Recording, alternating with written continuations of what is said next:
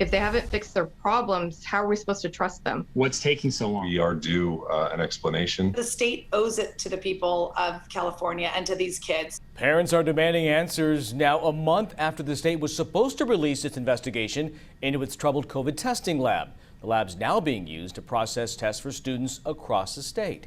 And delays last week led to canceled football games and a positive player on the field. So what led to the delayed test results, and why hasn't the state made their investigation public? CBS 13 investigative reporter Julie Watts is getting answers. Every game is just a blessing.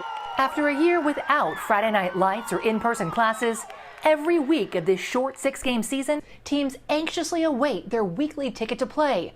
Negative COVID test results. There's a lot of anxiety over if we're going to be able to get test results back in time. Last week, Nevada Union Athletic Director Daniel Crossan was forced to cancel their game, one of several schools across the region that didn't get their results in time from the state's troubled COVID testing lab. And ultimately, they failed our school and they failed our kids. Rockland High, where Tina's son plays, also had to cancel their game. It was just really heartbreaking, just crushing.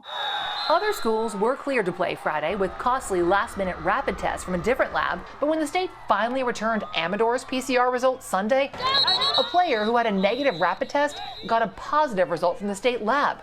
Now both teams who played are quarantined because of the lab delay. In the wake of all of this, our kids are suffering. Todd's son also had delayed results. It's one thing if it's positive, but when you don't get it at all, it's a whole nother level. Cheer mom Michelle reached out after seeing our reports revealing whistleblower allegations from inside the state lab, ranging from lab techs sleeping on the job to contamination issues, wrong results, lost samples. They're jeopardizing people's lives. In light of the problems with school testing, Michelle wanted an update on the state's investigation, prompted by our investigation and significant deficiencies found by state inspectors back in December. The state vowed to make that full report public by mid-March, but now will only say the investigation is ongoing. Wow.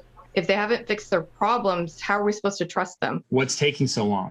We are due an explanation. The state owes it to the people of California and to these kids. Parents across the region are demanding answers as schools are now encouraged to partner with the state lab. The so-called Valencia branch lab offers low-cost testing thanks to a $1.7 billion taxpayer-funded contract with PerkinElmer.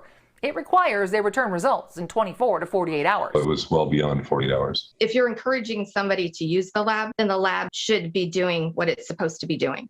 When we asked the state what caused last week's delays, CDPH gave us a copy of this letter, signed by the PerkinElmer lab director, formerly the lab director of disgraced biotech company Theranos.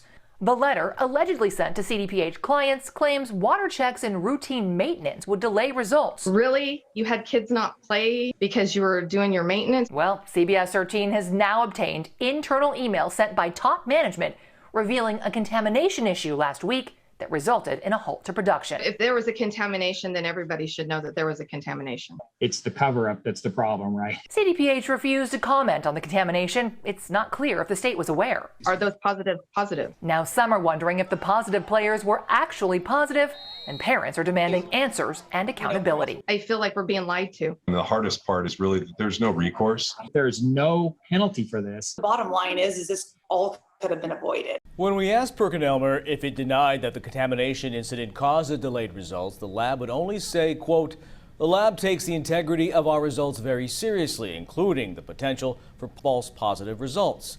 Cleaning procedures are performed regularly in all laboratory areas according to our laboratory protocols."